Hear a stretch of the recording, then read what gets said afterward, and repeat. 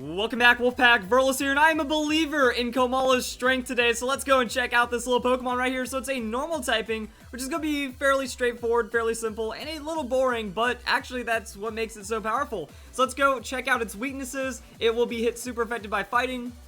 That's it. And then it's also going to be immune to Ghost. So that's going to be your normal trade-off right there. Super effectively, we don't hit anything, but we are going to be resisted by Rock and Steel, and we have no damage to Ghost-type Pokemon with our same type attack boosted moves, otherwise known as Stab. Looking at these stats for Komala, they don't look that insane, honestly, that I just gave crap to Shiinotic for not having like a really high amount of hit points and defenses, but the 115 on the attack does mean that Komala can pack a punch, and with that low-ish amount of speed, well, we max out hit points, we max out attack, we two-shot everything, we're 3-hit KO in return, but maybe we can dig up a little more about this Pokemon, so let's go hop on over into Cerebi right now, and first, Comatose ability.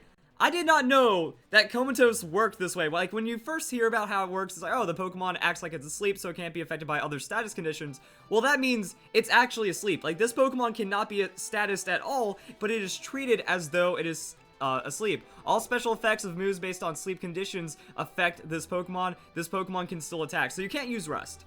So you have no way of getting any sustain. There's no Chesto Resto on the Komala. Also, if they're going for like any kind of weird things like the Wake Up Slap, that's actually going to be doing double damage. And an opposing Pokemon can just straight up use Dream Eater on you. So that's a little interesting right there. But then we get into the moveset, and it's fairly interesting. We get the Yawn, so we can put opponents to sleep if we want to. And Stockpile.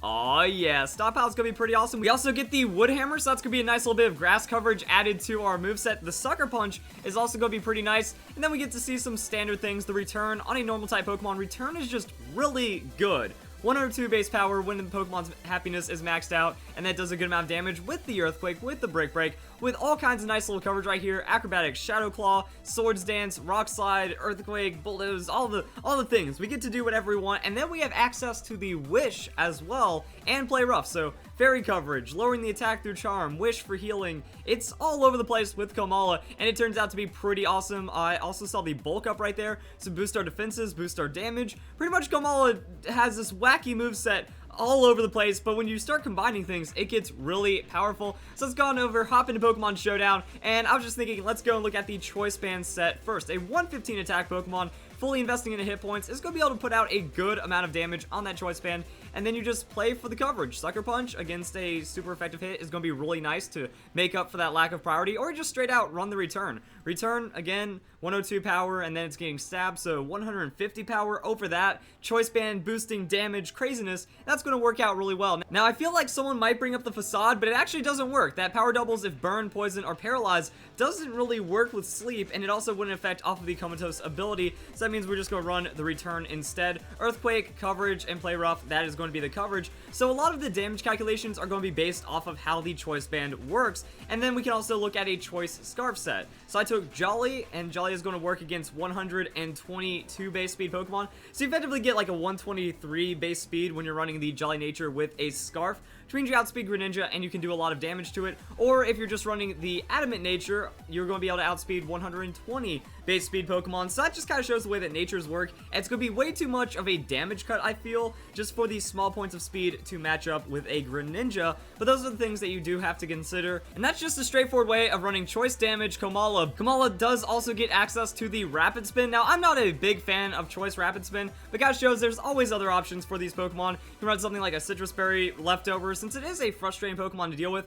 Bring in Komala, use the Rapid Spin, dish out some damage, and then try to play it like that. Or you can straight up run one of the craziest Pokemon in the 7th generation, and that is going to be this Komala set right here. In my testing, this is absolutely ridiculous. Like, looking at the stats, looking at the lack of sustain, I was trying to figure out how to make Stockpile work and if it could work. And the answer is yes. I did a lot of playtest battles, and I ended up going 10-0 just off of like lead Komala and then really disrupting the opponent, or straight up sweeping them from there. So if they go for setup, you get a free Stockpile. If they go for damage, you get a Stockpile. And the thing about the opponent is that the damage is not going to be an insane amount, especially if you have like max hit point investment, max defense invested, careful nature. Like, you get really tanky off of this, and then you just need to play it correctly. That if they're going up against a special attacker, use Stockpile. If you're going up against a physical attacker, use that bulk up, because that's going to be your late game damage. Once you hit +3 on the bulk up, now you're making up for not investing Adamant Nature or any EVs into your attack, and then you're swinging for insane amounts of damage on the return. And then I used Earthquake. Before it, I had Play Rough, and then there's just a lot of Salazzle and Gengar running around, so having the Earthquake ended up being a better choice, but then you just start finding crazy amounts of damage and stuff, and then you just stop taking damage. Now, the reason why this can work, and the reason why I was fishing for that sustain, is Normalium Z. That if you Normalium Z onto the Stockpile, it's actually going to make it to where you full heal. You get 100% of your hit points off of the Stockpile, while also getting the effects of Stockpile. So generally, I go 1, 2, or I get a bulk up or something. Like, you stockpile twice, and then on your third turn you get to stockpile into the Normalium Z. You survive it, now you have times 2.5 defense and special defense, and then your bulk ups are just going to carry you, which is also why you want to try to get some bulk ups if you need to. If you're seeing weaker special attacks, then that is an option for you to just start throwing out the bulk up instead. That's like, alright, stockpile, bulk up, stockpile, Z move, stockpile. Now you've kind of threaded in that extra little bit of bulk up, so it's going to make it easier for you to deal with your opponent's team. And this is just ridiculous. Like, I just lead with this Komala right here, and if they have taunt, well, then you just go into another Pokemon. But if they don't have taunt, you just kind of leave it in. Like, the opponent might try to do some weird things. Like, I went up against a Smeargle that was trying to just layer entry hazards. Like, oh, when I get rid of the Komala, I'm just going to win because I have all these layers of spikes and sticky web and stuff. Well, Komala ended up winning anyways, so you just kind of sit it in there, and then they can't status it. They can't really do anything to disrupt you, so Komala is just going to be really broken off of that. I think this is honestly the best way to run Komala, so I want to go and bring up some damage calculations as well.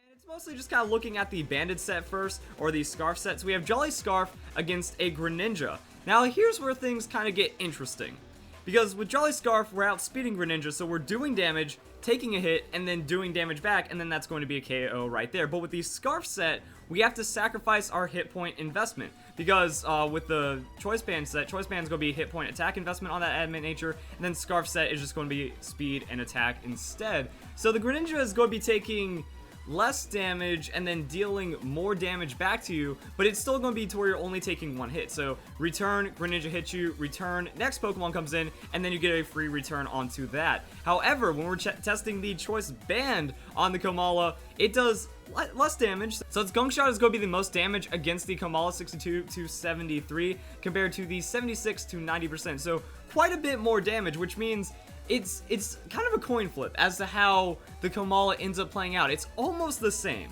because you're taking damage and then scoring a KO directly with a return, but when you're also scoring a KO with the Choice Scarf, it's going to be you take one hit of damage and then you're still scoring the KO in the end anyways, but you're taking more damage, however you get to outspeed the next Pokemon. With this, you're taking less damage, but then the Pokemon can come in and deal with you, so if that Pokemon KOs you, then the Scarf is better. If it doesn't, then the Choice Band is better. That's kind of a weird breakdown to consider with the Komala. Now, the reason why I feel Komala has a lot of strength right now is looking at Pokemon Sun and Moon and looking at the 7th generation meta. There is a very big lack of fighting type Pokemon. There was a lot of problems for fighting type Pokemon as well, like the fairy typing being introduced in the 6th generation, and now there's so many fairy type Pokemon. Everyone's running Tapu Pokemon, so it's not really safe to run fighting types. Therefore, Komala and normal type Pokemons kind of got a slight little bit of a buff just from the lack of fighting, and Komala doesn't have to worry about anything. No status, very rare super effective hits, run a ghost type, that way you can cover for it, and as long as you're just playing it properly, yeah, Komala doesn't really have to worry about anything. And then I wanted to bring out just another set in damage calculations against Garchomp. So Garchomp is going to be able to do solid damage to us, and this is for comparison if you're running the Adamant Scarf as opposed to the Jolly Scarf. Dragon Claw doesn't KO us, we still outspeed, we still get 2 hits on that return to KO the Garchomp. But if we're running a tankier set, say 252 in the hit points, 252 on that defense, we can see the damage drop off pretty substantially. Actually, the Earthquake would be a little bit more damage than Dragon Claw. But yeah, Earthquake in singles going to be 51 to 61%. And this is why that stockpile just works so well, is that, alright, you stockpile, and then you might have to be forced into an early Z-move stockpile, but just all about those diminishing returns. As long as you're not taking more than 50%, you're going to be able to get that third stockpile with your heal, and then Komala is now refreshed, not taking anything, and that gets even better from there. So yeah, we're at +3, and as you can see, the Earthquake gets cut down quite a bit. Now, I'm hoping for move tutors. Like, if Komala gets Drain Punch for move tutor, Then you swap out the Earthquake, you put in Drain Punch, and Komala becomes like the most broken thing ever, because you only get one heal off of that Stockpile, which means if you're going up against an overwhelmingly powerful Pokemon, then it's not going to be the best for you. But if the opponent's team is really balanced, or you've already removed like their major sweeping threat, then Komala can actually realistically take out like 3 or more of their Pokemon, even though it only has one full recovering move in its kit. So yeah, like say what we need to do is go bulk up, and then Z move into recovery or whatever for the Stockpile. And even at 0 attack investment, also I need to get off the Adamant Nature, just see where we start like finding those KO ranges. I mean, boom, look at that. +4, and then we're KOing the Garchomp. +3, and we're already doing like considerable damage. So we just need to hit +2. So you bulk up, and then you 2-shot on the return, or that's why you could also run the Play Rough. But as you can see, Play Rough isn't much more damage, which is why I ended up taking off. I'm like, oh yeah, Play Rough just kind of hits everything really well, but I learned the Earthquake is a bit more practical, and the return is just so much damage overall. But yeah, you reach that +2 on bulk ups, and then boom, you can 2-shot a lot of things, or you start hitting +3, +4, and then you're one-shotting, because remember, Garchomp is an exceptionally tanky Pokemon, 108 on the hit points, 95 on defense, so we take in something standard like the Weavile. And yeah, Weavile starts getting one-shot. Is it even at +1 uninvested? Almost. And now that's a scary thought. And that just kind of shows like how Komala can still be an absolutely ridiculous Pokemon, and then Weavile still has low damage options against us as we start to build up the damage against it. Like yeah, even if it's Life Orb, and then Life Orb makes it even easier. Life Orb means you go one bulk up, you go for the Stockpile recovery, and then you just kill it. And then now you can also start playing other games about your opponent. But ideally, you would want to go and bring in the Komala on an opponent that's not doing the highest amount of damage on their team possible. Not bringing the strongest Pokemon, which is why you want to lead it. Normally, they don't like lead Uber sweepers and stuff, which means by the time their sweeper comes in, you already have +2 in your defenses, and then you can deal with it better, find that restore, and then just start slapping things around. So Komala, I played with it, and it was just too good, guys. It was just too good. I'm going to have to do some Komala battles, or a battle montage. I think that would actually be a really good way of showing off the Komala. So if you guys enjoyed the video, hope you all have a nice day. Thank you very much for watching.